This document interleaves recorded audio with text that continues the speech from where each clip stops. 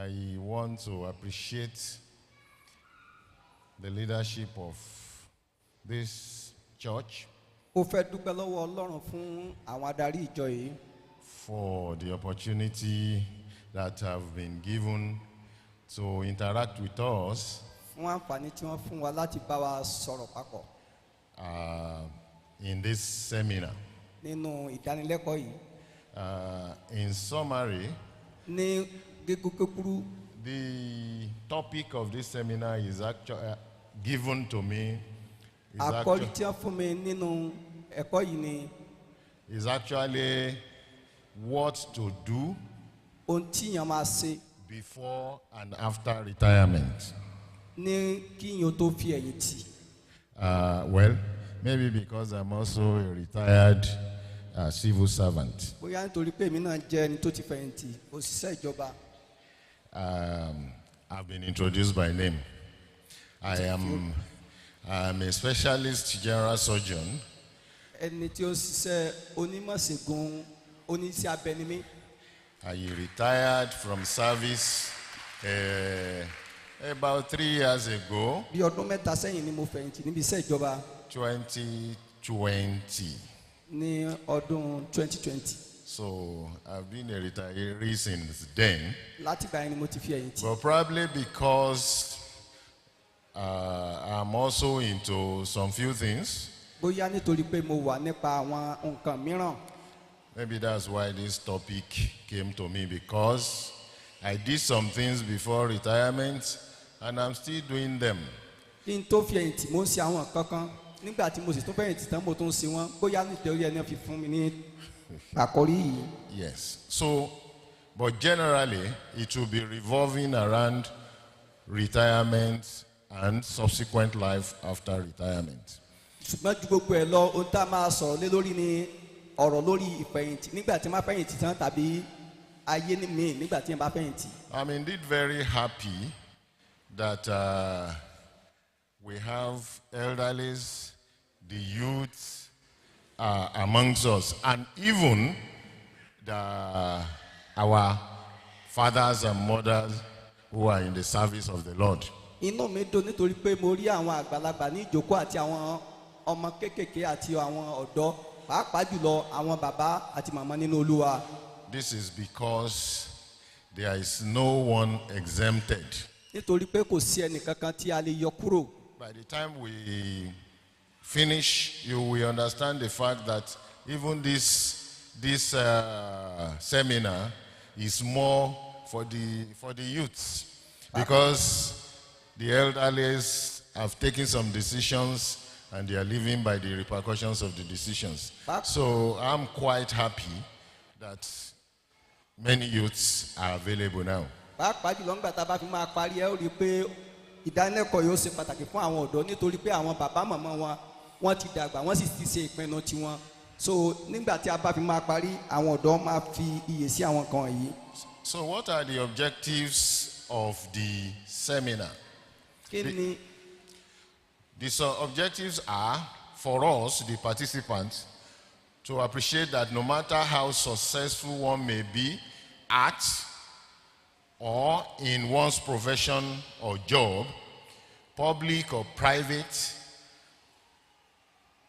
and I quote, as it is said in Ecclesiastes 3 verses 1 and 2, which says, to everything there is a season.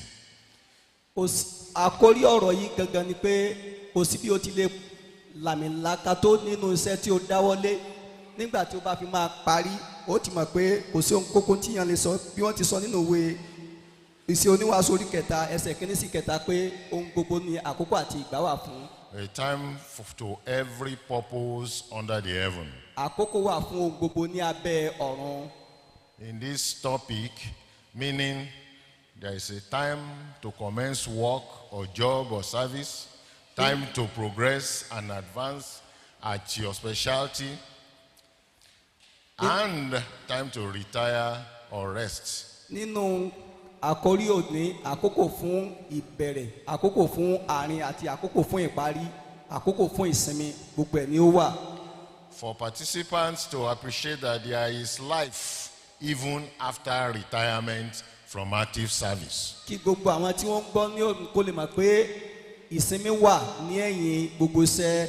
To appreciate what life portends after retirement from active service. kíyàn ó lè mọ̀ pé ayé mi sì tún wà lẹ́yìn gbogbo iṣẹ́ tíyàn bá ṣe. To know what they are active participants in what happens to us after retirement. kí a lè mọ̀ pé ohun gbogbo ni àkókò wà fún àti tá a bá ń ṣe nígbà tí a bá fi ẹ̀yìn tì. To appreciate that it is high time, láti mọ̀ pé àkókò nìyí. we started preparing for a good life after service retirement. kí a tètè máa múra sílẹ̀ pé ayé mi sì tún bọ̀ nígbà tí a bá fi ẹ̀yìn tì. Why is this topic so important that it should be a subject of discussion in this type of a forum? kí ló dé tó jẹ́ pé àkórí ọ̀rọ̀ yìí ó ṣe pàtàkì tí a fi ń sọ orú ẹ̀ nírú ibi ìpàgọ́ yìí. This is because whatever happens after period of service years is definitely determined by what you and I do or practice now or during our active practice years. èyí ni pé ohun gbogbo tí a bá ti pinnu tàbí a bá ti ṣe nísìnyí lẹ́yìn ìgbà tí a bá fi ẹ̀yìn tì ó ní a ó máa sinmi lé lórí. So, retirement from service does not necessarily mean only retirement from government service. It might be retirement from military service, retirement from government service, even private practitioners, even traders. At a point in time, one would decide to retire from active service. That's why I said it cuts across every spectrum, that it is very, very important for us. ìfẹ̀yìntì yìí kì í ṣe iṣẹ́ ìjọba nìkan ni ó lè jẹ́ ti ológun tàbí gbogbo agbọn kódà ó lè ṣe ti aládàáni pàápàá so gbogbo agbọn ẹni ìfẹ̀yìntì yìí ni ọ̀rọ̀ yìí sì bá mu. At retirement, there is sudden. Yeah, it appears as sudden. But really, we should have been thinking about it from the first day we got to the job we are doing. ìfẹ̀yìntì ó máa ń sábà wáyé bí òjijì ṣùgbọ́n gbogbo wa la gbọ́dọ̀ fi sọ́kàn pé níjọ́ tíyẹn bá ti bẹ̀rẹ̀ iṣẹ́ níjọ́ kan náà ni yóò fi ẹ̀yìn tì.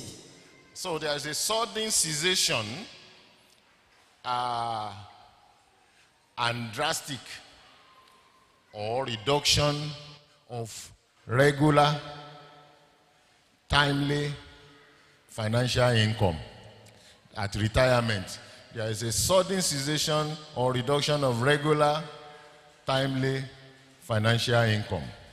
ìbáni ní ìpàjáwìrì míì máa ń ṣẹlẹ̀ lórí ìfẹ̀yìntì lórí àkókò ètò ìṣúná tàbí àwọn nǹkan míì tó lè ṣẹlẹ̀ nígbà tí yẹn bá fẹ̀yìntì lójijì.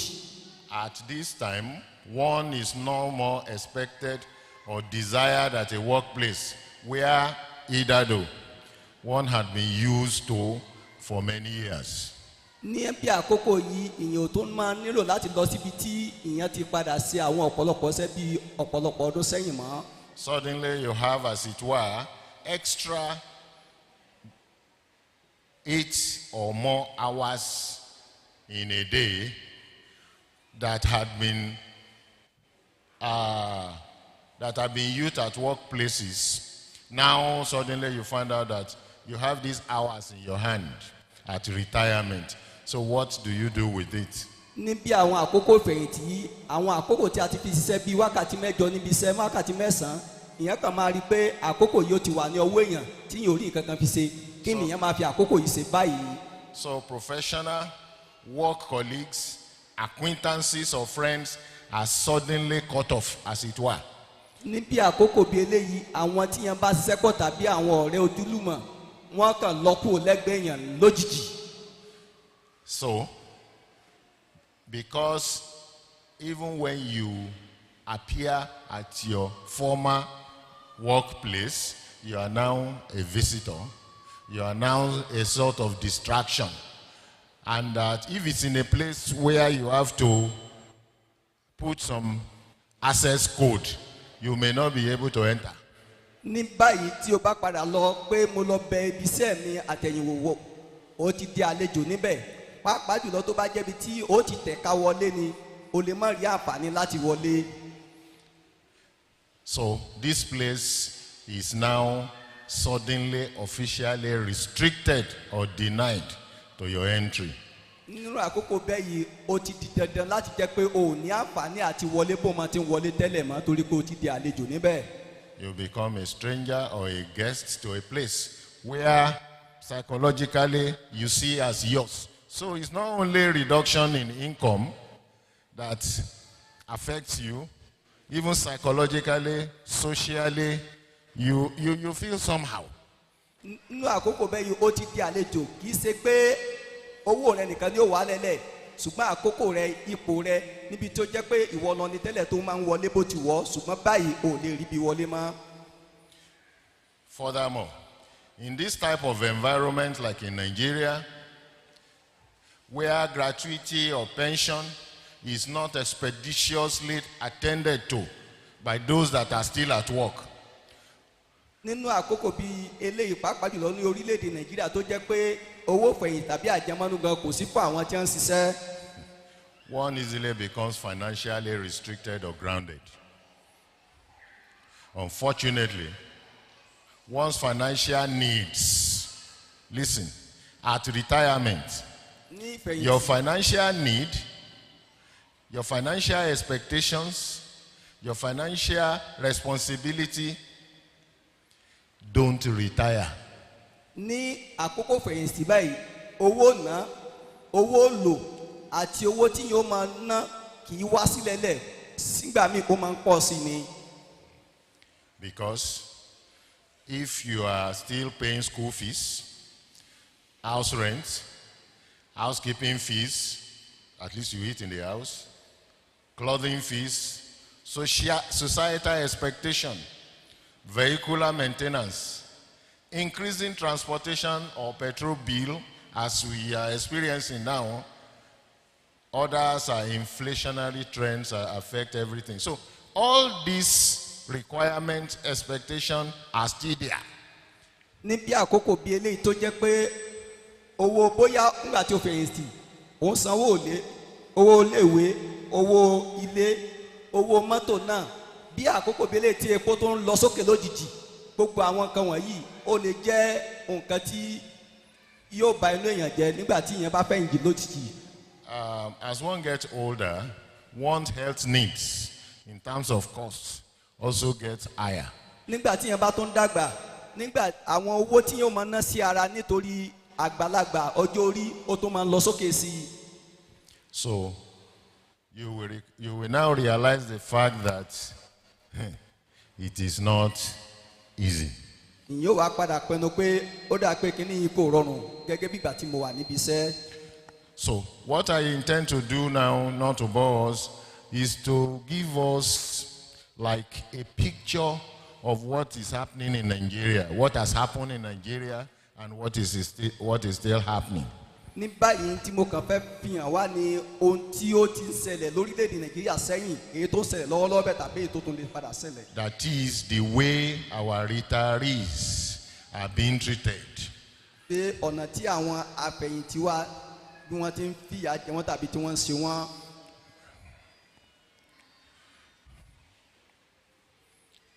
Because it is when we appreciate this that we will now be able to listen very well and now be ready to plan so that we will not be subjected to some of the abnormalities that we have here.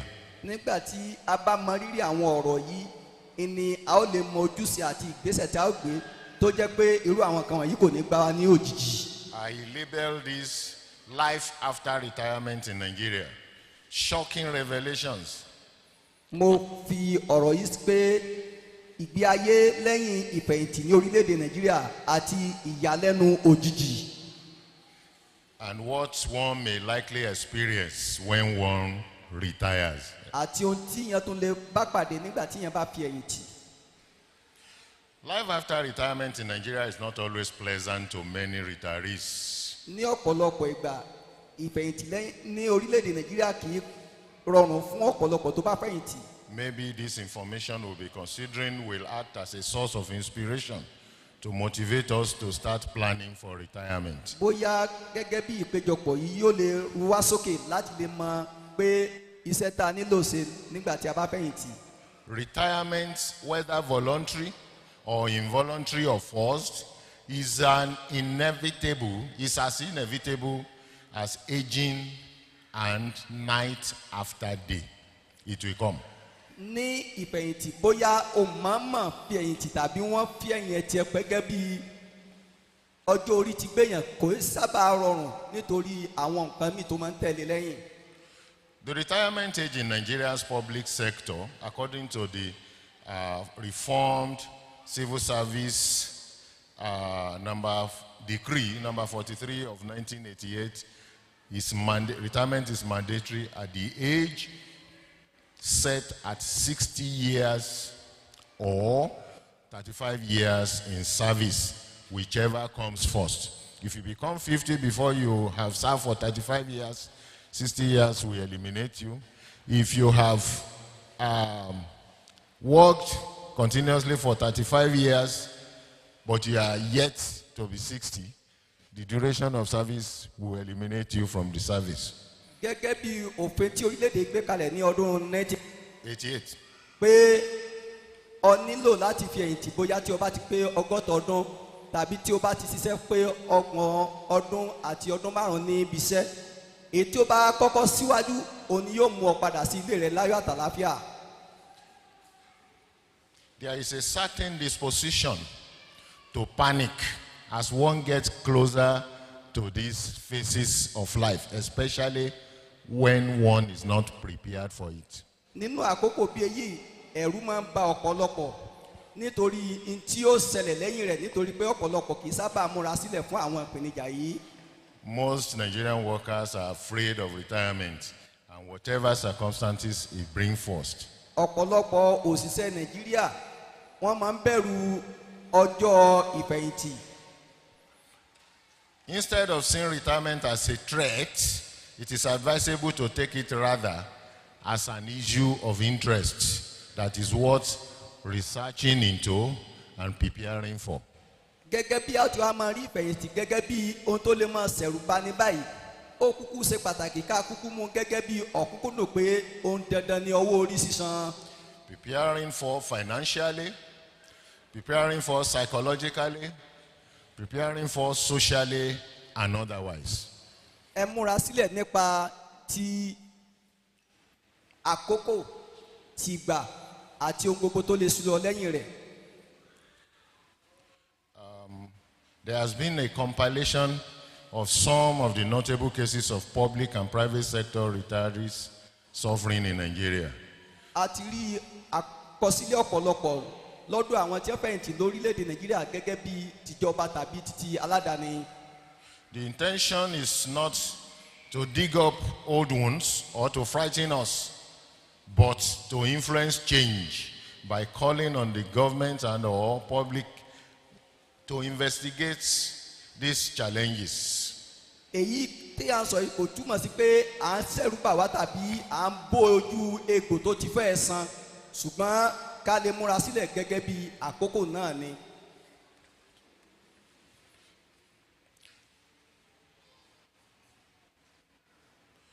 Like we said earlier on, retirement represents separate things to separate people. But generally, life after retirement is supposed to be a smooth one. Bí a ti sọ tẹ́lẹ̀, ìfẹ̀yìntì ó túmọ̀ sí ọ̀pọ̀lọpọ̀ lọ́dọ̀ ọ̀pọ̀lọpọ̀ ènìyàn. Ṣùgbọ́n bí a ti sọ pé ìfẹ̀yìntì ó máa mú ayé mi wá lẹ́yìn ìfẹ̀yìntì ni. Unfortunately, this is usually not the case, especially in a country like ours. Ní orílẹ̀-èdè tá a wà yìí kì í sábà rọrùn ní pàápàá jùlọ nínú agbọn tí a wà yìí.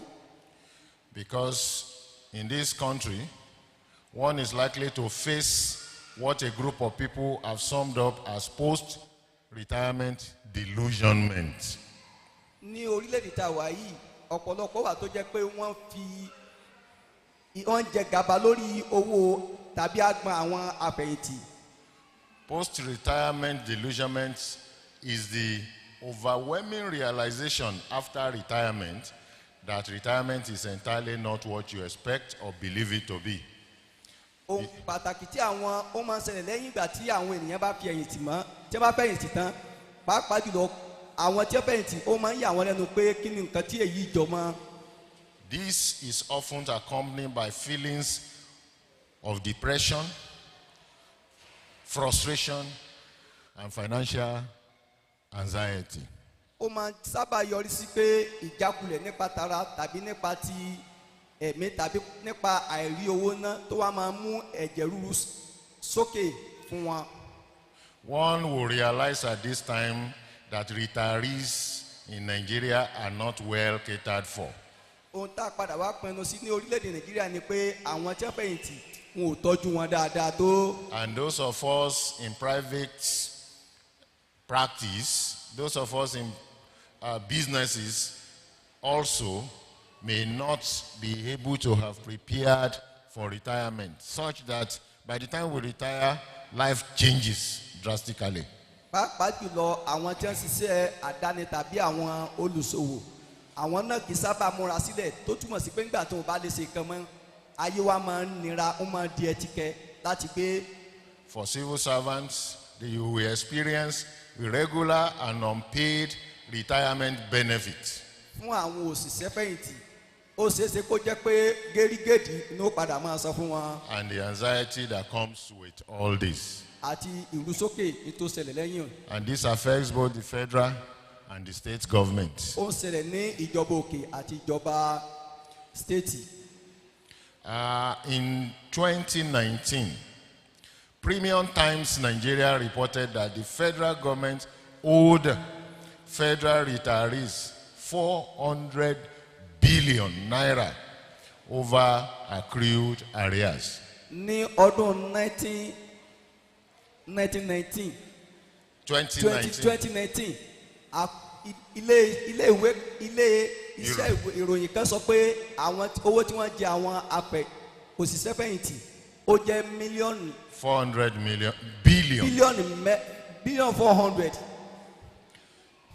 In 2018, a retiree told BBC News how the state government was owing pensioners 36 months, that's 3 years, of pensions and gratuity. Similarly, the concerned Abia pensioners lamented how unpaid gratuities had accumulated for 19 years.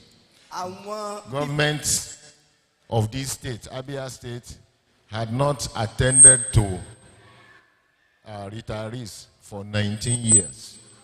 Àwọn BBC wọ́n gbé àgbéjáde kan jáde pé àwọn tí wọ́n wà ní agbọ́nú òṣìṣẹ́ fẹ̀yìntì ní owó oṣù wọn pé wọn ò san owó ọdún mẹ́sàn-án kan wọ́n tún wá fi àkọsílẹ̀ pé ní Abia State ọdún mọ́kàndínlógún ni wọ́n tiẹ̀ jẹ wọ́n níbẹ̀ yẹn rárá tí àwọn ìjọba bẹ̀ ò tiẹ̀ bìkítà pé àwọn kan ti ṣiṣẹ́ sí wọn rí. A 74-year-old who previously worked as a local government clerk from the Owerri in Nsukka local government area, explained his anxiety about retirement, and I quote him, "My major worries about retirement had always been about my family.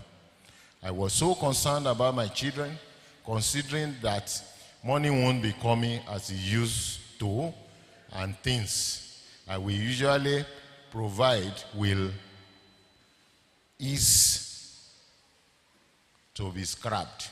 Bàbá kan ní ìlú Òwèrì tó pé ọmọ díẹ̀ ló dín ní 100 ọdún ó ní tí ó ń bà ń lẹ́rù jù nígbà tó bá jẹ́ pé òun fẹ̀yìntì ni bí ó ti máa rí owó gbọ́ bùkátà owó ná àti àwọn ọ̀pọ̀lọpọ̀ ohun tó lè sú jáde nígbà tí òun bá tún fi ẹ̀yìntì ó jẹ́ tí ó ń ṣe ẹ̀rù bà ń lọ́pọ̀lọpọ̀. So apart from the fact that this money may be irregular, may not be coming, retirees who have served government for many years are subjected through rigorous retirement verifications and screening. I don't know if any of us have experienced this. Pàápàá jùlọ lẹ́yìn pé owó yìí kò tún ní máa wá tó lè jẹ́ gẹ́rígẹ́dì wọ́n tún wá máa sọ fún wa pé ẹ wá lónìí o ẹ kó ìwé tẹ́ fi ṣiṣẹ́ wá bí 30 ọdún sẹ́yìn wọ́n lọ wọ́n tún padà ó tún so sùsùn bọ̀ wọ́n tún sọ pé kó wá mi mọ̀ bóyá ọ̀pọ̀lọpọ̀ ti lè ní ìrírí nǹkan báyìí rí. Retirees at this screening were made to stand in long queues during collection of pensions or in some places. àwọn tí wọ́n ti fi iṣẹ́ tí wọ́n ti dàgbà tí wọ́n ti fẹ̀yìntì yìí wọ́n wá ní kó tò pàápàá jùlọ sínú oòrùn láti mọ owó tí wọ́n ti ṣiṣẹ́ fún. That's another problem. ogun mi náà tó nìyí. The other problem is the fact that, I don't know if some of us are aware, there used to be a committee that was set up led by one Alhaji Maina. mi túmọ̀ bóyá ẹ tún mọ ogun mi pé àwọn á ṣe àwọn àpéjọpọ̀ àwọn nǹkan pé kí wọ́n wà ní agbọ̀n kan yìí tí wọ́n fi ẹnìkan tí ń jẹ́ Alhaji Maina ṣe adarí. The man who is supposed to be chairman of a committee to regularize this thing ẹni tó yẹ kó jẹ́ adarí láti ṣètò lórí bí nǹkan yóò ti lọ déédéé. embezzled 2 billion naira pension fund. ó wò ó pé gbogbo wọn bàbá yìí ó ti yẹ kó kónú ayé ó kówó wọn jẹ pátápátá. Apart from that, Maina is a civilian. But another man, John Yusuf, stole as much as 32.8 billion naira, not of civilian money, of police pension fund. bàbá tiẹ̀ wá sọ pé bàbá alákọ̀ọ́kọ́ yìí ó jẹ́ aparajológun ẹni tẹ́ pè ní Yusuf náà owó rọ̀gùnrọ̀gùn tó náà tó jí lọ́dọ̀ àwọn tọlọ́pàá ní iléeṣẹ́ tọlọ́pàá náà ló náà ti jí yìí. So, what's the way out? ọ̀nà wo ni ọ̀nà àbáyọ? A candid advice from me is start now and have a solid plan now for your retirement.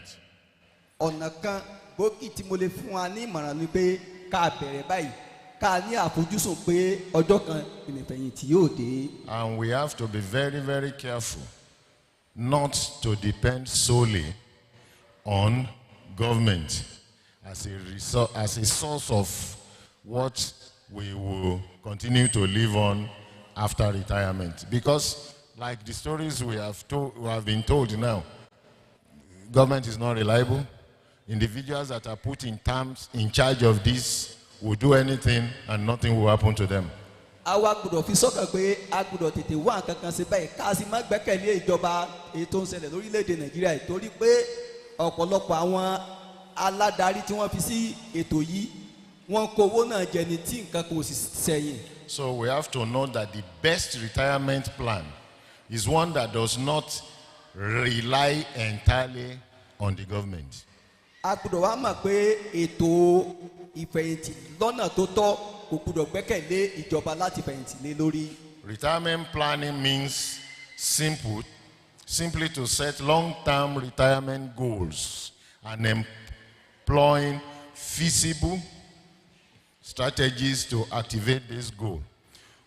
ọ̀nà láti lè sọ pé ètò láti fi àfojúsùn ìfẹ̀yìntì ní ọ̀nà tí yóò fi ní àfojúsùn nípa àdákọ́kọ́ tàbí àgbékalẹ̀ tí yóò ní lẹ́yìn ìgbà tí yóò fi máa gbé ayé lẹ́yìn ìgbà tí yẹn bá fi ẹ̀yìntì.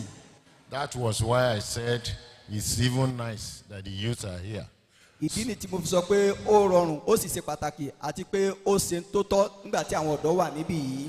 For some of us, we were just consuming our incomes until some 5 to 10 years before retirement. Actually, some people don't think of retirement until it is a year or even months before, so it's like suddenly down on them that at that particular age you are going. ọ̀pọ̀lọpọ̀ ó wà tó jẹ́ pé wọ́n ti ro nǹkan lórí bí ìfẹ̀yìntì yóò ṣe wáyé bí wọ́n ti rí náà ni wọ́n ń ná tán. So we have to think of retirement plans as a way. I will use an analogy. As a SS3 student you want to decide if you want to do what you want to read in the universities. You do your JAMB. After JAMB, you are luckily admitted to read your preferred course. Then when you get to the institution, you start planning how you want to come out. Is it with a first class, second class, or whatever? And you start working on it from day one. máa lo àpẹẹrẹ kan tí ó lè jẹ́ èyí tí ó lè yé wa dáradára. Ẹni tí ó bá ṣẹ̀ fẹ́ parí ní secondary school tó bá fẹ́ parí yóò máa ní èrò pé òun fẹ́ ṣe ẹ̀sáàmù tí yóò mú òun wọlé yunifásitì. Lẹ́yìn yìí yóò ní ètò pé ọ̀nà wo ni ó gbà láti ṣe dáradára. Bákan náà yóò tó ní ọkàn pé ọ̀nà wo ni èsì tó mú jáde ṣé èyí tó dára jù ni àbí èyí tó dára tẹ̀lé tàbí bẹ́ẹ̀ kọ́. It is with this type of energy that you also should treat retirement. Bí agbọ̀n yìí ṣe rí náà ló yẹ ká mú ọ̀rọ̀ ìfẹ̀yìntì. Briefly, before retirement, gratuity, and pension comes, Lákọ̀ọ́kọ́ kí owó ìfẹ̀yìntì tàbí àjẹmọ́nú kó tiẹ̀ tó máa dé. before it was introduced in the whole world, Wọ́n tiẹ̀ tó fi kalẹ̀ lẹ́ẹ̀kó tó gbé ìlàkalẹ̀ kalẹ̀ ní gbogbo àgbáyé. in the olden days, before 1888, Ní kí ó tó di ọdún tí wọ́n dákọ̀ yìí ní ayé àtijọ́. the life expectancy of human beings are so low, between 26 and maybe 40 something. Nǹkan tí àwọn ènìyàn ń rò ní ọdún láàrin ọdún 30 ó lé sí 40 ó kékeré púpọ̀. The thing is, people at that age don't need to bother for retirement because at any rate they would have died before even they reach retirement age. Nínú àkókò ìbí eléyìí àwọn tí wọ́n ń lo orú ọjọ́ báyìí wọ́n ti ronú lórí ìfẹ̀yìntì torí pé nígbà náà ó ṣeéṣe kó jẹ́ pé wọ́n ti kú ṣáájú ọjọ́ ìfẹ̀yìntì. Good. No. So when people start living longer, it was now decided, unions decided to ensure that after the government or your employer had used your useful age and you are now going home, they should have something they will give you. Lẹ́yìn ìgbà yẹn tí wọ́n á rí i pé àwọn èèyàn tètè máa kú mọ́ èèyàn ń dàgbà díẹ̀díẹ̀ sí i làwọn ìgbìmọ̀ wá wò pé ìjọba kù ti lò tó pọ̀ nínú ọjọ́ ayé ènìyàn ní báyìí o gbọ́dọ̀ máa lọlé lọ́wọ́ òfo wọ́n gbọ́dọ̀ wá kankan fún yàn. So that was how retirement started in Germany. Germany was the fourth country that started retirement benefits. Èyí ni wọ́n fi gbé kalẹ̀ ní orílẹ̀-èdè Germany. Germany ni orílẹ̀-èdè tó kọ́kọ́ bẹ̀rẹ̀ nǹkan wọ̀nyí. In 1888. Ní ọdún tí wọ́n dákọ̀ yẹn. So unions now got stronger and stronger until retirements in so many countries became regular and people now put it in the constitution. Títí tí nǹkan yìí fi ń lọ tó fi ń di orílẹ̀-èdè tó ń tàn káàkiri títí tí gbogbo orílẹ̀-èdè fi gbà tí wọ́n fi sínú ìwé òfin orílẹ̀-èdè. But despite that, ṣùgbọ́n ju gbogbo ẹ̀ lọ. Because people are now living longer, they cannot work again. They now fix an age in which you will go and rest at home. Nígbà tó yá tó rí pé àwọn èèyàn tó ń dàgbà tí wọ́n wá lè ṣiṣẹ́ mọ́ àwọn á kúrò pé ẹjẹ́ a tó ń fi ọdún kan kalẹ̀ tó yẹ kó bá ti pé ó máa lọ lílọ sinmi. That was why Nigeria's own was fixed at 60. Ìdí ni tí orílẹ̀-èdè Nàìjíríà fi 60 ọdún sí. But fortunately or unfortunately, some group of workers or professionals have been able to tinker with their own retirement age, such that the judiciary, such that the academic lecturers in the university and tertiary institution, they have been able to increase their own to 70. Those non-academic staff, they also gave them something, so it's 65. So in Nigeria, we now have series of retirement ages. Wọ́n kúkú wá ṣe lórílẹ̀-èdè Nàìjíríà pé èbó tó ní ìrẹsà náà ló tó ní èbó tó ní pẹ́sù náà ló ní ìrẹsà wọ́n kọ́ wọn tó parẹ́ wọ́n sún ti tàwọn kan síwájú wọ́n fi tàwọn kan sẹ́yìn. Now, the thing is, when eventually you now retire, there are two retirement schemes taking place now. running concurrently. ní orílẹ̀-èdè nàìjíríà báyìí agbọn ìfẹ̀yìntì méjì ń ló wà lójú wọn lọ báyìí. In the olden days, it was one, and government is wholly responsible 100% for your gratuity and retirement benefit. ní ayé john ẹyọ kan ló wà ìjọba sì ló wà ní agbọn gbogbo rẹ̀ àtòfẹ̀yìntì àtàjẹmọ́nú. But now, ṣùgbọ́n báyìí when government realized that people are living longer, people are no more dying as it were, nígbà tí ìjọba rí i pé àwọn èèyàn tó tí ẹ̀mí wọn gùn tó ò tètè máa kú mọ́. government now noted that they cannot be servicing the people at work and the people not at work. ìjọba rí i pé a ò lè máa sin ènìyàn tó wà níbi iṣẹ́ àtèèyàn tí ò sí níbi iṣẹ́. That was how and why they introduced what is called contributory pension scheme. wọ́n wá gbé ètò ìdádíẹ̀díẹ̀ ìfẹ̀yìntì This means that throughout your service years, government will take a portion. It used to be 6.5%, is now 7.5% of your either basic or whatever salary, and they will be keeping it for you, as it were, keeping it until you retire. ìjọba wa gbé ètò yẹn kalẹ̀ ó dàbí pé ìdá mẹ́fà tàbí ìdá méje báyìí nínú owó oṣù rẹ̀ wọ́n máa bọ́ fi pamọ́ títí tí yẹn fi ẹ̀yìn tì. So eventually, when you now retire, they give you a proportion of what you have contributed. They also will be adding something to it. àwọn náà nígbà tó bá parí ní òpin ìrìn àjò náà o gbogbo tó bá ti dá ń wàá kó kalẹ̀ lẹ̀ àwọn náà máa fi díẹ̀díẹ̀ kún o. Such that during contribution pension scheme now, what they called lump sum or the old gratuity, they give you about 50%, about half of what you have in the savings. nígbà tí wọ́n bá padà parí ẹ̀ tán ó kó gbogbo rẹ̀ jọ ń wá fún ọ ní ìdá méjì nínú gbogbo tó ti ìdajì nínú gbogbo tó ti dá kalẹ̀ lẹ̀. Now, they will now say subsequently, after you give you the lump sum, they will now be giving you monthly thing. nígbà tó bá wá yá wọn wá sọ pé nígbà tó ti gbà ìdajì náà ìyókù a ó máa fún ọ díẹ̀díẹ̀ lóṣooṣù.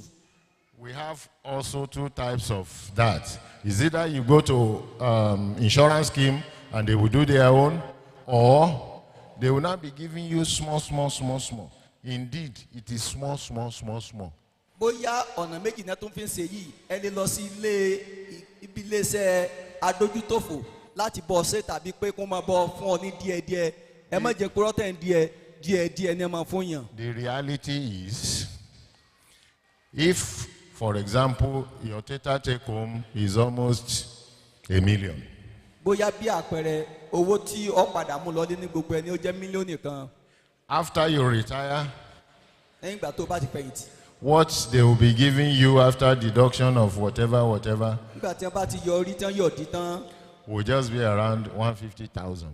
o lè má ju 150,000 lọ. And you now imagine, if you still have children in school or university for that matter, you will have to fuel your car, you have to pay Baba landlord, and so on and so forth. ẹ wá wò báyìí nígbà tí yẹn bá mú 150,000 lọlé tó ní ọmọ ní yunifásitì tó sanwó oògùn tó lò fara rẹ̀ tó lò sanwó landlord kí ni tó fẹ́ kù nílẹ̀lẹ̀. I was listening to one television interview sometime towards the end of last year. ní òpin ọdún tó kọjá mò ń wo tẹlifíṣàn kan interview kan níbẹ̀.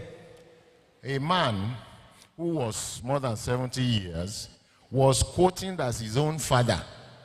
When he retired, his pension was 4,000 naira. ó ń sọ ẹni tí ó ti dàgbà tó náà fẹ́ tó 100 ọdún ó ń sọ pé bàbá nígbà tó parí iṣẹ́ owó tó gbà lọlé jẹ́ bíi That man was not 4,000 dead.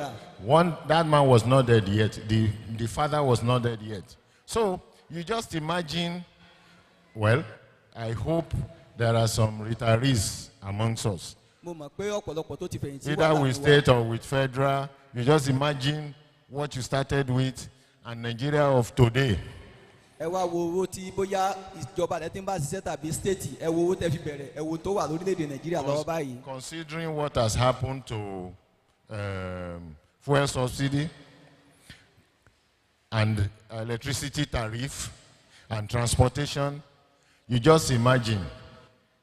ẹ wo owó tí epo gbé lórí ẹ wo owó tí iná gbé lórí ẹ wo owó tẹ́ fi ń rata ní ọjà tuntun báyìí gbogbo rẹ̀ ló ti lọ sókè. So that is why in the first instance you will not depend on government pension and whatever. It will never be sufficient. It will never be enough if they remember you and paid it at all.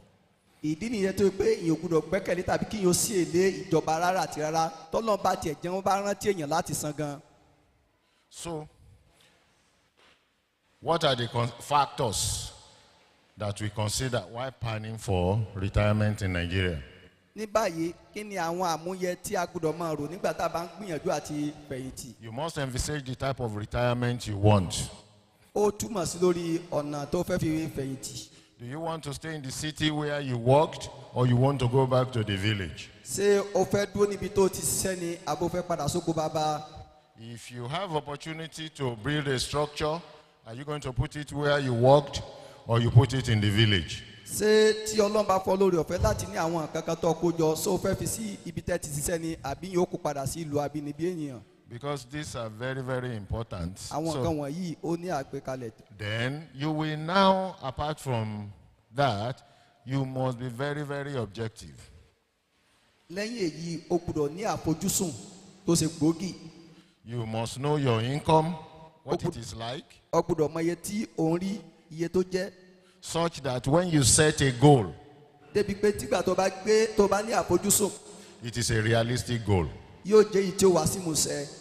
Now, apart from that, lẹ́yìn èyí because you need extra money apart from pension, nítorí pé o nílò owó mìíràn yàtọ̀ fún owó fẹ̀yìntì, then you must engage yourself in pre-retirement programs. ẹ tún gbọ́dọ̀ fi ara èèyàn sí ètò àdákọ́kọ́ ìfẹ̀yìntì. Is it a business you want to set up, buy and selling? Is it farming, keeping some chickens and poultry, keeping some goats and whatever? Because eventually, as this source of income trickles in, at least you will be able to find something to do in terms of eating and whatever. lẹ́yìn nǹkan wọ̀nyí bóyá ọjà lẹ́fẹ́ máa ta ni ẹ̀sìn ẹ̀dìẹ ni tàbí ẹja tàbí oko lẹ́fẹ́ máa dá ni tàbí ẹ̀fẹ́ máa tajà nígbà tí àwọn kan yìí bá mówó díẹ̀díẹ̀ wọlé yóò lè máa fi ọkàn balẹ̀ lẹ́yìn ìfẹ̀yìntì. As a personal example, gẹ́gẹ́ bí aládàáni tí sọ̀rọ̀ lọ́wọ́ báyìí. I set up a small practice about 10 years before I eventually retired. mo ti ní nǹkan kan tí mo gbé kalẹ̀ lẹ̀ lẹ́yìn kó tó di bí ọdún mẹ́wàá kí n tó fẹ̀yìntì. You see, you have to do it far before you retire. Because from experience, whatever you do, have a learning period. There will be a period in which you are not an expert in that thing.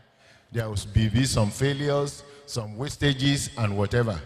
Because it is advised, never you wait for your gratuity or pension with the intention of using it to set up a business. àwọn nǹkan wọ̀nyí a ti gbọ́dọ̀ ṣe sẹ́yìn kó tó di pé èèyàn fẹ̀yìntì gẹ́gẹ́ bí ìrírí. nígbà tí èèyàn bá bẹ̀rẹ̀ sí ṣe àwọn nǹkan wọ̀nyí omi máa ń wà tó jẹ́ pé nígbà tí èèyàn bá dálẹ̀ ó máa ń ní ìjákulẹ̀. so ẹ sì mọ́ ní lọ́kàn láti jẹ́ pé owó fẹ̀yìntì yín ilẹ̀ ó fi bẹ̀rẹ̀ okòwò. That would be a very, very dangerous thing. Because if the money crash, there's no more money coming in, as it were. And every business, no matter how small, needs some capital to start it with and to continue to grow and to continue to grow. ó jẹ́ ìlànà tàbí ìpinnu tó ní ewu púpọ̀ torí pé nígbà tí èèyàn bá bẹ̀rẹ̀ nǹkan omi wà tó jẹ́ pé kì í lọ déédéé. so àwọn nǹkan wọ̀nyí ó sì nílò kí owó díẹ̀díẹ̀ kó máa kún láti lè jẹ́ kó fi ẹsẹ̀ múlẹ̀ dáadáa. Apart from the private practice that I set up, lẹ́yìn èyí tí mo kọ́kọ́ sọ pé mo ti gbé kalẹ̀ yìí. I keep poultry, mo ń sin ẹdìẹ, I started with snails. mo tó ń sin ìgbín, Then fish, I keep fish. mo tó ń sin ọ̀sìn ẹja. I started rabbitry a few years ago. Bí ọdún bíi mélòó sẹ́yìn mo bẹ̀rẹ̀ sí sin ehoro. Because all of them will not come the same day. The reason why you will not use your pension or gratuity to start them is that before they mature and you want to sell, you need money to feed them. You need money to do a lot of things. And you can get that from your regular salary. If you wait until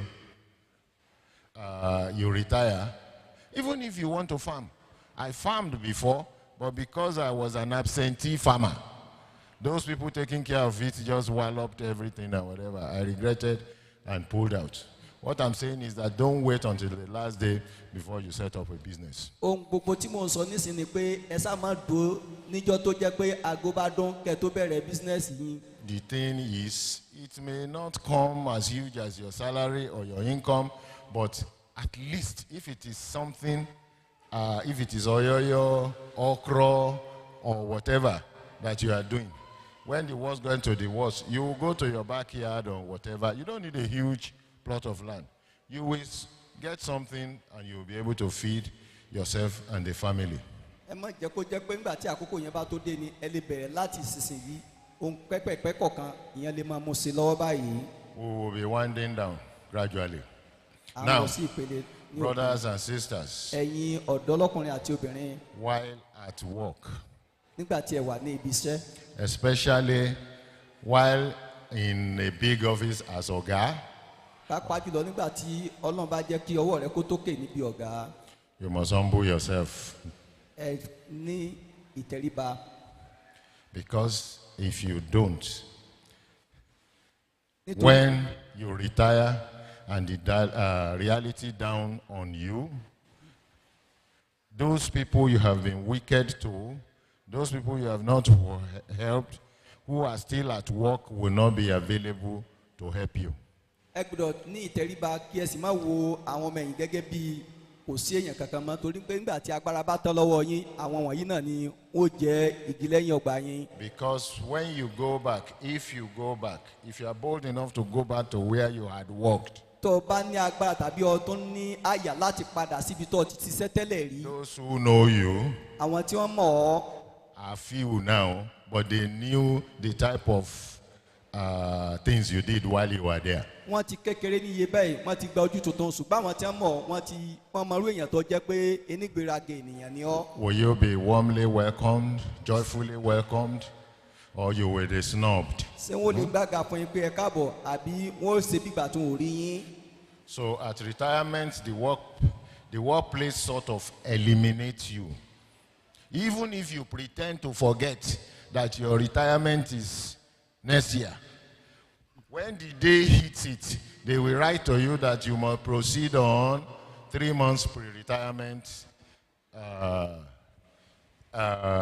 leave. Nígbà tí ó bá dàbí ìgbà tó yẹ pé ọ ṣe bí ìgbà tó mọ̀ pé àkókò rẹ ti tó àwọn tí wọ́n wà lẹ́yìn rẹ sọ pé ọ̀gá ààyè yín ò sí bí mọ́ ẹ wá máa lọ. Just like the president did to the director of NIMC some few days ago. They gave him compulsory pre-retirement leave and appointed another man to come and be acting as the leader there. So the record does not forget, does not lie. There is somebody in charge of it. Even if you refuse to go on pre-retirement leave, when that day comes, you will go. So we have to be very, very careful. As much as possible, even if we are strict, we should be able to be fair when exercising the law. Nígbà tó bá ń ṣiṣẹ́ ní gbogbo ọ̀nà rẹ má jẹ́ kí iṣẹ́ ó múmú láyẹ̀ ju pé kó fi tọmọlúwàbí ṣe lọ. So when you leave your service, you become just whom you have, an ordinary person. Nígbà tó bá wá kù níbi iṣẹ́ tán agbára ó ti tán lọ́wọ́ kò ní sí star ní èjìká rẹ mọ́ ó ti di ordinary èèyàn. So don't cling to the mindset and sense of superiority from your past job. Let go of your ego.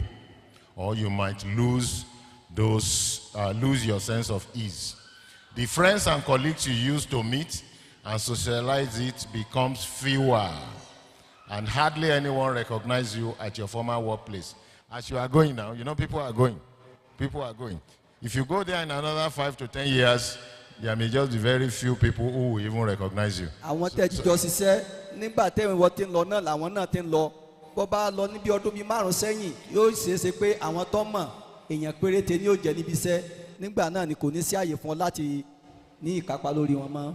Don't say I used to be or I was once the boss in this place, because the younger generation won't know you, like I said, and you mustn't feel uncomfortable about it. má sọ pé mi ni mo tó mo kù nígbà tó wà níbi iṣẹ́ nítorí pé àwọn tẹ́ ń bọ̀ lẹ́yìn ó ṣeéṣe kó má mọ̀ ọmọ ojú ó sì padà tì ọ́ ni. Therefore, while our bodies are still capable, live life to the fullest, worship God Almighty as we are commanded to obey and worship Him. nígbà tí a sì wà ní ọ̀dọ́ tí egun wa sì sánsánsan so gbogbo ní ọ̀nà tó tọ́ sin ọlọ́run lọ́nà tí ọlọ́run ní kó gbà kó sin òun.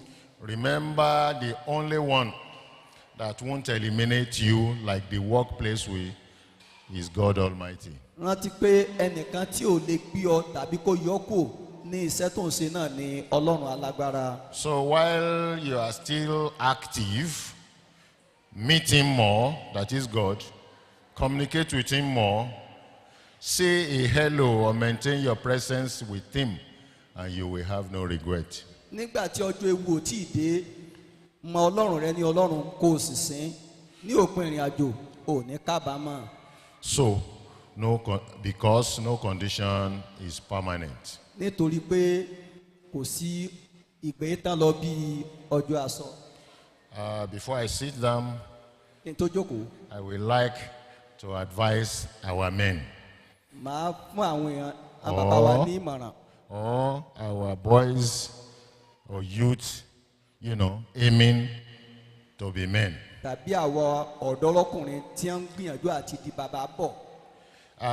I would like to crave your indulgence to share a note written by a female nurse that was forwarded by a colleague to a consultant doctor's platform.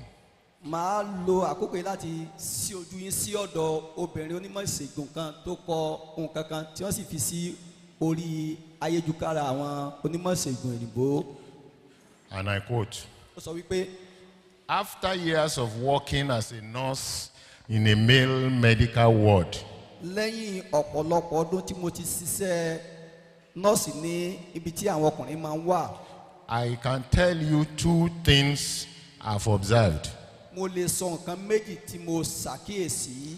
1, ohun àkọ́kọ́ as a married man, the only person who is going to be by your bedside when you are sick is your wife. gẹ́gẹ́ bí ọkùnrin tó ti níyàwó lé ẹnìkan pàtàkì pàtó tí ó wà níbi tó bá sùn sí nígbà tó bá rí ọ òun náà ni ìyàwó rẹ. I repeat, your wife. mo tún sọ ìyàwó rẹ. On rare occasions, your kids will be there. nígbà míì bóyá tàbí àwọn ọmọ rẹ lè wà níbẹ̀. For a while though, bóyá tàbí bá ọkọ. only your wife can leave whatever she's doing to be with you. ìyàwó rẹ nìkan ló lè fún gbogbo tí ń ṣe sílẹ̀ láti wà pẹ̀lú rẹ. Your siblings may come and go. àwọn aráalé rẹ tẹ́ ń bọ̀ náwó tẹ́lẹ̀ kan lè wá tó padà. Your friends may visit. àwọn ọ̀rẹ́ kan lè sọ pé arákùnrin bò ní bóun ló ṣe ń lọ o. Your wife is the only one who will wholeheartedly stay with you throughout your ordeal in the hospital. ìyàwó rẹ nìkan ni tó lè fi tọkàntọkàn dúró tì ọ́ nígbà tó bá wà ní ilé ìwòsàn. The way you treated her, the way you treated your wife when you are healthy, always shows in the way she will treat you when you are sick. nígbà tí ara rẹ ṣe kánkánkan bó o bá ṣe tọ́jú ìyàwó rẹ òun náà ni ó ṣe ṣe sí ọ lọ́sibítù nígbà tí ara rẹ ò le. I've seen this pattern play out daily. You see those wives who are treated well doing everything they can to make their husband get well. mo ti rí àwọn nǹkan wọ̀nyí ní ọ̀pọ̀lọpọ̀ ìgbà tí ẹ rí i pé obìnrin míì gbogbo tó bá wà ní ìkáwọ́ rẹ̀ láti ṣe láti jẹ́ pé ọkọ rẹ̀ wà ní àlàáfíà. They disturb the healthcare workers, they cry, they rake, they pray. They go above and beyond to make their husband get better. wọ́n á máa sá sókè sá sísàlẹ̀ ẹ wá bá mi wo ó tó dé ṣẹ́jú pẹ́pẹ́pẹ́ wọ́n á gbàdúrà wọ́n á so gbogbo láti jẹ́ pé kí ẹ̀mí ọkọ rẹ̀ kó lè wà. Well, the reverse is the case with the abused wife. ṣùgbọ́n kì í rí bẹ́ẹ̀ fún ẹni tẹ́ ń gbá lójú gbá nímú ní gbogbo ìgbà. She will pay you in full dose. Fill your cup full, press down. Because that's the time of payback. ní fún ẹni tí ò ń gbá lójú àkókò ní láti sin èrè yóò sọ fún ọ ní ẹ̀kúnrẹ́rẹ́ pé kò tán di rẹ ojú kọ̀ǹtọ̀kọ̀ǹtọ̀. You will sleep and wake up in your poo, in your shit. You will starve. She is just staying there for staying sake so that people will not talk. yóò kàn wá bẹ́ẹ̀ ni pé ẹ sá máa sọ mí lẹ́nu ọ̀ọ́sùn sórí ìgbẹ́ orí ìtọ̀dánwò pé ẹ sá máa sọ mí lẹ́nu. Some will live for 2 or 3 days before returning from wherever she had went to come and say hello. ẹlòmíì ò ti lọ fún jọ́ mẹ́ta yóò sọ pé àwọn ń gbọ́dọ̀ tọ̀ sí ọ̀sá ni àwa wú ọ náà ni. You will report to your people, they will yell on the phone, and still nothing will happen. ọ̀ sọ fáwọn yẹn pé ìyá alágbájọ́ mọ̀ wá wò mí wọ́n sì pé kò ní sí nǹkan kan tí ó ṣẹlẹ̀ torí pé àkókò èrè nìyí. Actually, one fellow was said to have told his in-laws to come and cut her hand and place it on her husband's buttocks to clean the pool. ó ní ìkan tiẹ̀ ti sọ pé ẹ wá gé ọwọ́ mi kẹ́ wá fi sí bóyá bíi tètè ń yàgbẹ́ tọ̀ kẹ́ ń lè mọ́ fi fọ́ torí pé mi ni mo bí. And you will do nothing. Your family can do nothing. You will be so helpless on that sick ní bed. àkókò bíi eléyìí àwọn ènìyàn rí o lè sí nǹkan kan ìyẹn ó kàn wá bẹ́ẹ̀ náà ní ṣáá. I know you must be thinking that you can get revenge if she's the one on the sick bed, but no, you can't. Why? Because you won't be the one taking care of her anyway during her time in the hospital. You can't even bring yourself to sleep in the hospital because of her. You will likely employ the services of other people to do the job for you. Her people too will be there for her. Your children will also be hovering around her. mo wò pé ọmọ wò pé ó fẹ́ kàn wọ́n náà ná máa san tèmi padà ṣùgbọ́n kì í rí bẹ́ẹ̀ torí pé ọ̀ lè wà ń bẹ̀ àwọn ọmọ rẹ̀ máa sábà wà níbẹ̀ àti àwọn èèyàn tiẹ̀ wọ́n máa sábà ṣùgbà tí wọn kò dàbí tọkùnrin. And this lady is so bold. She said, "You think I'm lying? Try walking into any hospital. Compare the male wards to the female wards, and you will have a clear understanding of what I'm talking about." obìnrin yìí ó dá lójú pé ẹsẹ̀ bí mò ń ṣeré ni tàbí ìmọ̀ tí mò ń sọ ẹ lọ sí ibi tí wọ́n máa tí àwọn ọkùnrin sí tàbí àwọn obìnrin kẹ́ ẹ lọ wo àpẹẹrẹ méjèèjì ẹ rí ohun tí mo sọ pé òtítọ́ ni. Whenever I hear a man brag about cheating and supremacy, I laugh. nígbà tí mo bá máa ń gbọ́ nígbà tí ọkùnrin bá ṣe gàràgàrà tí ń fẹsẹ̀ halẹ̀ nínú ilé ẹ̀rín máa ń pa mí. She said, ó wí pé "Do not dare your woman. You will pay through your nose when the time comes." má kọjá àyè rẹ sọ́dọ̀ obìnrin rẹ torí pé nígbà tí àkókò bá dé ọ fi ẹnu rẹ gbolẹ̀. Because hell hath no fury like a woman scorned. If you want a good life, socially and psychologically, you must treat your wife very well. tó bá fẹ́ gbé ayé ní ìgbé ayé ìrọ̀rùn. Because if God hears your prayers and your children do well, some of them are in Canada, some of them are in US, that is the time the woman will carry her bag and go and do omugo. nígbà tí ọba ti ṣe dáadáa tí àwọn ọmọ rẹ bá ti wá ń lo èyìnbó tí wọ́n ti ń bímọ àkókò yẹn lọ pé dáàdi àfẹ́ lọ tọ́jú ọmọ ẹ̀yìn ẹ̀ máa wálé ọba máa ru àmàlà fúnra rẹ padà. You will be reading your newspapers the way you like. Unfortunately, women spend more time with the children. pàápàá jùlọ ó wàá máa ka newspaper rẹ ẹ mọ̀ pé àwọn obìnrin wọn máa sábà dúró sí ọ̀dọ̀ ọmọ wọn tí wọ́n máa lọ tọ́jú púpọ̀ gbà. You must make yourself available for your family. If you don't, you are planning for a bad retirement. tó bá ti ṣe dáadáa bí a bá ti ń di báàgì ó ṣeé ṣe kó yẹ pé yóò jọ máa lọ ni. If not, the children will send for their the children will send for their mother. tí ẹ bá ṣe bẹ́ẹ̀ àwọn ọmọ wọn kàn fi ìwé ìgbélú tàbí ti màmá ránṣẹ́ ni. And she will now be gallivanting from UK to America to Canada. ọmọ tó wà nílùú òyìnbó lónìí ní Canada yóò bímọ oṣù tó tẹ̀lé ti Germany náà tó bímọ bàbá ọmọ ìyá ọmọ fò láti bẹ síbẹ̀ ìwọ wà ní nìkan máa bá àwọn ọ̀rẹ́ rẹ ṣeré. And your loneliness will be in full. èèyàn nìkan wàá máa dá gbé tí yóò sì ní lè rọrùn bẹ́ẹ̀. So we must plan for our retirement. What nature of retirement are we planning? Post-retirement time. Because it is not only money, which during retirement is in short supply. ìṣe owó nìkan ẹni gbogbo tí a ń sọ ilé lórí ó ń sọ̀rọ̀ lórí nípa ìfẹ̀yìntì gbogbo àgbà ayé náà ni ó fọwọ́ tọ́. Now, so how do you prepare for life after retirement? ní báyìí báwo nìyẹn ti ń múra sílẹ̀ ní ìgbé ayé lẹ́yìn ìfẹ̀yìntì. You must get your finances in order. ètò ìṣúná rẹ ó gbọ́dọ̀ wà ní agbọ̀n tó dáa. Organize your money so you can work out what you will live on. ṣe ètò ìṣúná rẹ lọ́nà tó tọ́ tó jẹ́ pé o lè gbé kalẹ̀ ní tó lè máa sinmi lé nígbà tó bá yá. You can wind down gradually or gently. Not just, I went to work today, I log out today, then sometimes you may have to reduce the number, the quantity of job you do. nígbà mìíràn o lè máa fi ètò sí lẹ́sọ̀lẹ́sọ̀ kì í ṣe pé yóò kàn bẹ̀rẹ̀ yóò sì parí lẹ́ẹ̀kan náà. Ensure a smoother transition by retiring in stages. ẹ tètè máa ṣètò bí yẹn ti ń fi ẹ̀yìn tì ní ìpele ní ìpele. Because when you finish completely, you can get a job to do for some time, then you also retire from that place. bóyá ọkọ́kọ́ kù ní tìjọba o tún lè rí taládàáni yìí o tún kú ńbẹ̀ o sì wá máa ṣe díẹ̀díẹ̀ ní ìpele ìpele. Prepare for ups and downs, ẹ máa múra emotionally, spiritually. ẹ máa múra nípa títí ètò títẹ̀mí àti nípa títara. Eat well. ẹ jẹun dáadáa. Don't eat or celebrate away your future during service. ẹ má jẹ àyànmọ́ yín nígbà tí yẹn bá wà níbi iṣẹ́. You understand what we are saying? ṣé tí mo sọ yé yín kí yín má jẹ ọjọ́ iwájú èèyàn. Don't eat or celebrate away your future during service. kí yín ó máa tú champagne nígbà tó bá wà níbi iṣẹ́ dànù.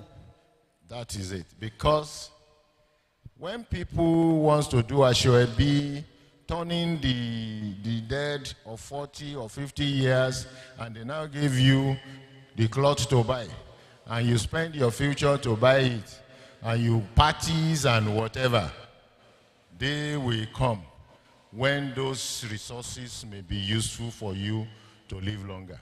àkókò ń bọ̀ tó jẹ́ pé aṣọ ẹbí aṣọ àǹkárá kò ní wúlò fún kankan mọ́.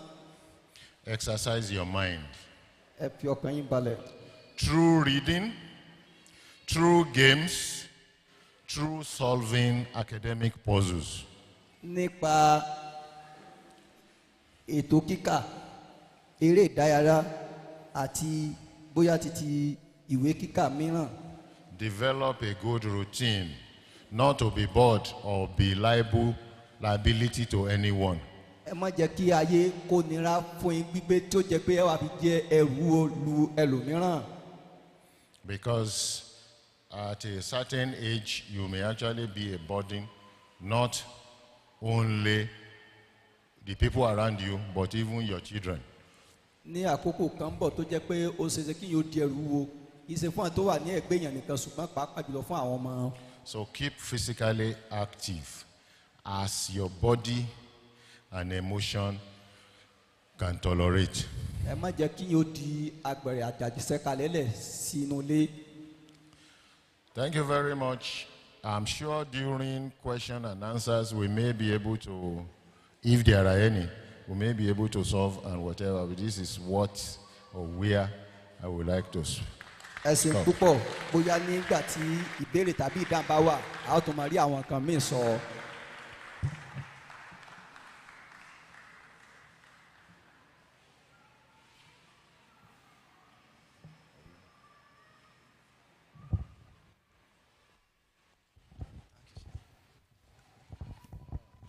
Please let's clap once again to ẹ jẹ́ ká Daddy pàtẹ́wọ́ lẹ́ẹ̀kan here sí ẹ jọ̀wọ́ for that wonderful presentation.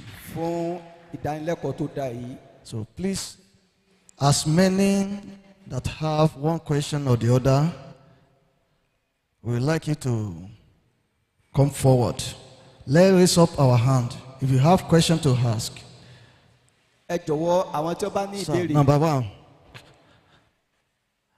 Any other person? Two. Doctor, three. Is there anyone again? For now, we have three people that want to ask questions. Please, let's step forward. Number one.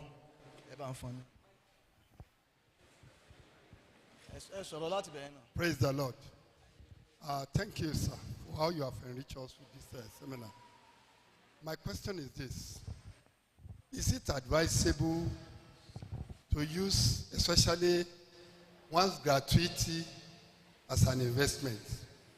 Because in the course of your teaching, you said it's not advisable to depend on pension and gratuity for investment. But there are some investments that gob a lot of money, like probably buying land in large quantity for reselling it when say after 3 years, when the land appreciates. And a small amount of money cannot incur this.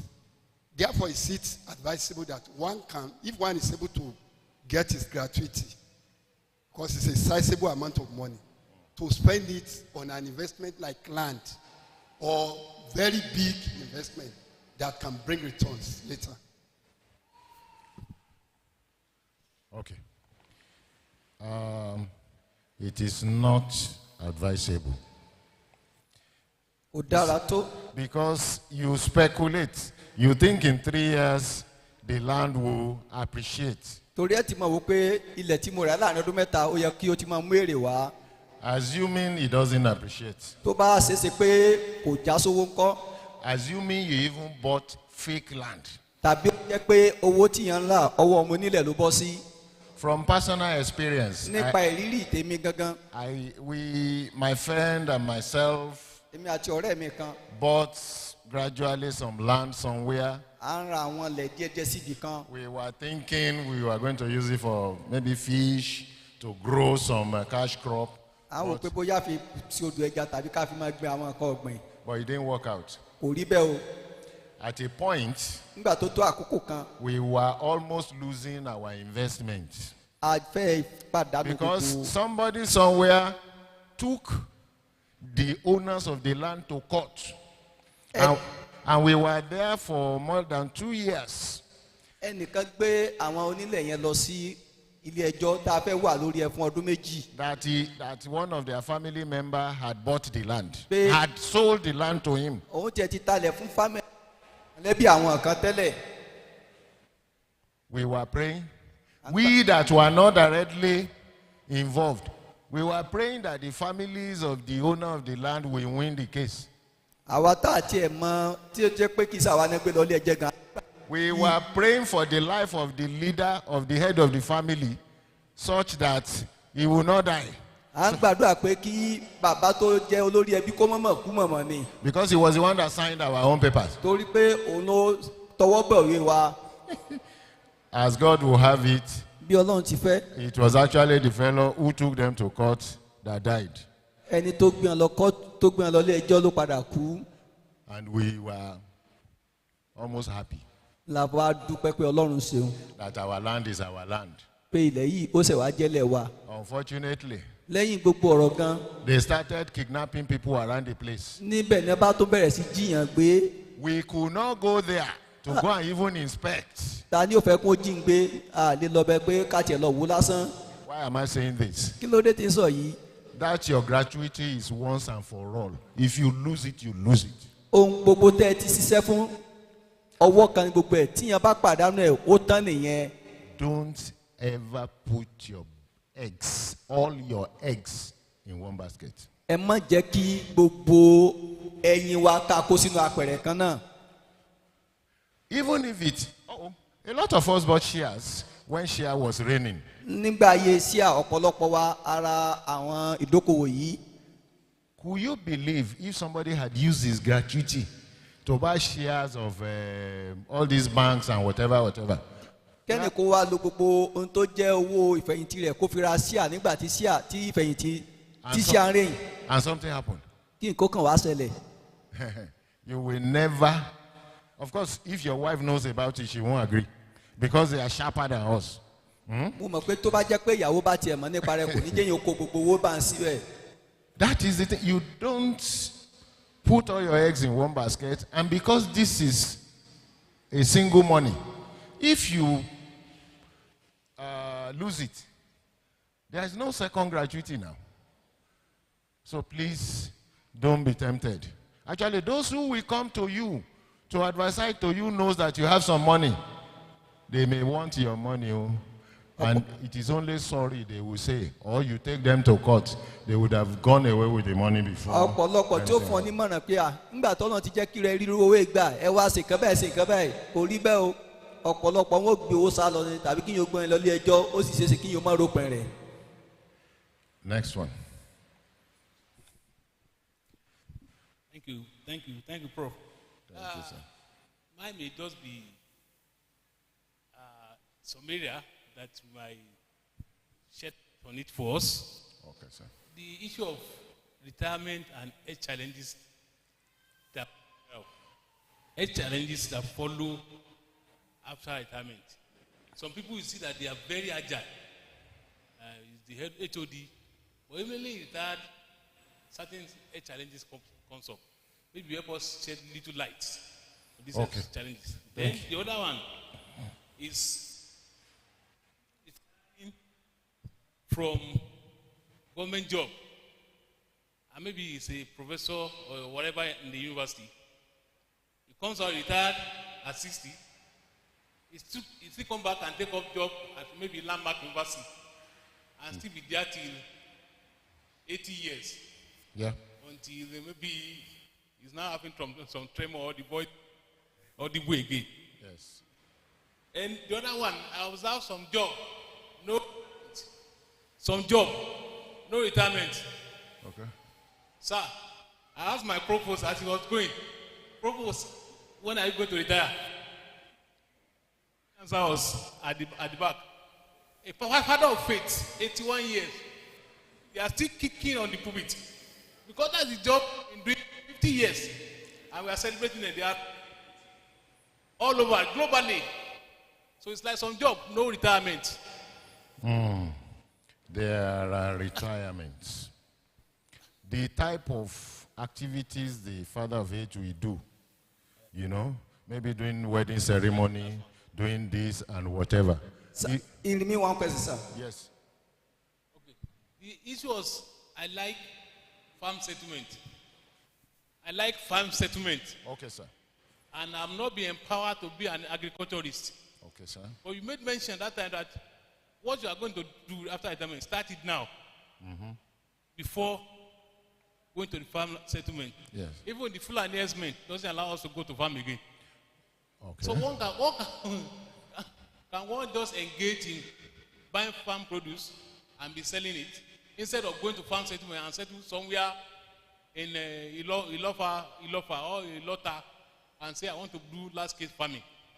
There is no problem with, let me start with that. There is no problem with buying farm produce and transporting it and selling it. Do you know that, for example, all of us knows that Hausas eat kola very well. Bí àpẹẹrẹ gbogbo wa ń láwọn pé obì jíjẹ